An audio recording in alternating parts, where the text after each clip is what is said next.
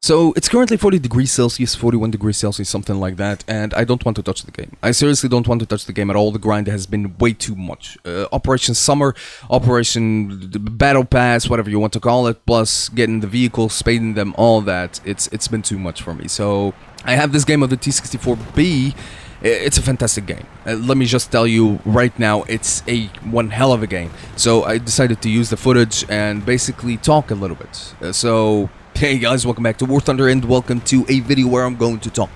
If you'd like to hang around, listen to what I have to say, consider it like a podcast with some OP footage in the background, well, you're welcome. If not, well, then you can click away, and thank you for hurting my viewer retention. So yeah, I would like to also hear your opinions in the comments, by the way. So I've been thinking a lot, and I've came to this conclusion that War Thunder itself is a community problem.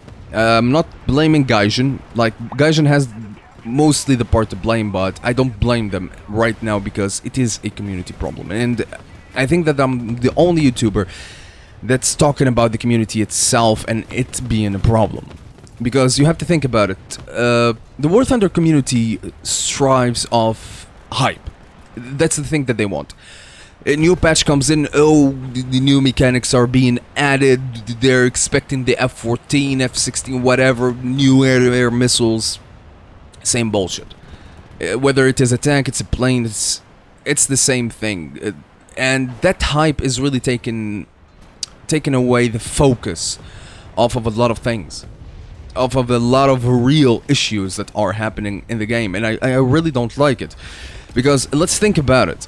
The community is evolving, it's changing. We don't have a lot of veteran players anymore. We get, basically 20 players every day, I think, at this point.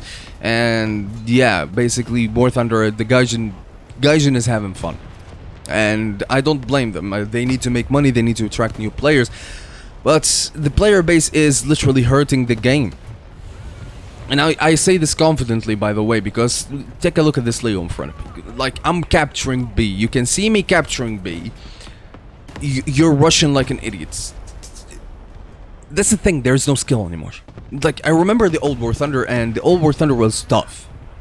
The grinding system was terrible. Like, if you think that the grind right now is atrocious, it's miserable, you should have seen the old grinding system.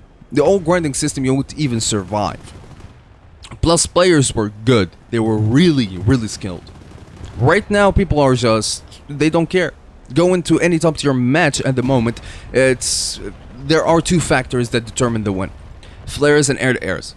And added numbers, of course. And that's about it. If you have flares, if you have good air missiles, you're going to dominate. If not, well, tough luck. And that's what's been happening with the Russian teams lately. Now, when I take a look back at War Thunder itself and what it used to be, and how the player base was, I'm losing it. I lost my mind. I lose my mind. Literally, man, I lose my mind. Because the game has evolved from players having skill to point and click. That's literally what it is. Plus, adding the factor of anyone buying a top tier premium, a rank 6 premium, was just spending $60. It's like, imagine a level 3 player in an F5C. I've seen that. Don't imagine, we see that. And it's really frustrating because they don't even know how the game works to begin with. And you just see these spams and the US teams being on every side every single time. It's mixed battles at this point. This is the thing that frustrates me most about War Thunder. It's the inconsistencies that I'm seeing that is generated by the community itself. I mean, I remember back in the day, like, tank realistic, everybody likes tanks. Everybody right now in War Thunder really likes tanks. Back in the day, the spawn point system was not the same. You get 450 spawn points. A heavy tank would cost you something like 380 spawn points, if I do remember correctly. If you don't do any damage in a, well, Tiger, heavy tank, whatever it is, IS, you get dead. Well, that's it. You're out of the match, next match. That's literally how it was. And the game forced you to have skill, forced you to have situational awareness, forced you to be good. Right now it's just point, click, shoot. That's literally what I'm doing in this game. Point, click, shoot.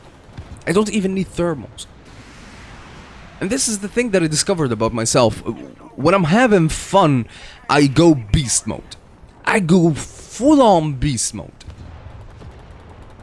When I'm not having fun, I can be in the most OP plane there is, or most OP tank there is, and come out with nothing. No kills, just deaths.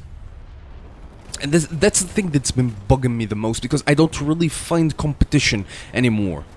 And when you take a look at the community, all they want is Gib F14, Gib F16, Gib F22, Gib SU. It's literally frustrating. I don't even understand the game anymore. The mechanics are changing rapidly.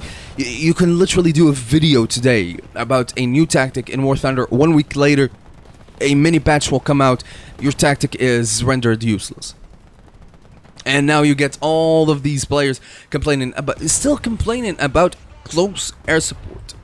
Even at top tier matches, they're still complaining about close air support, while they have one of the most, not one of the most, the most advanced AA, and they still don't know how to use it. They don't know how to guide the the anti-air missile manually. They just want to lock in, and that's it. Let alone close air support at low tier, which really requires not a professional, but a competent anti-air pilot to function. But no, nobody wants to play anti-air. They just want to play tanks. Literally, tanks is useless. Tanks is a game mode that's played by backstabbers. That's how I feel like it. They just sit around a corner, camp, and that's it. You pass, boom, backstab. The only part about tanks, the only two parts about tanks that have skill are close air support and anti-air, SPAA, and that's literally it. I honestly don't know, man.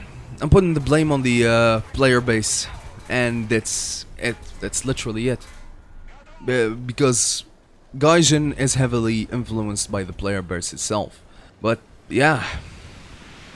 Anyway, guys, that's going to be it for the video. Thank you so much for watching, if you ever even watched this video, and I'll see you on the next one.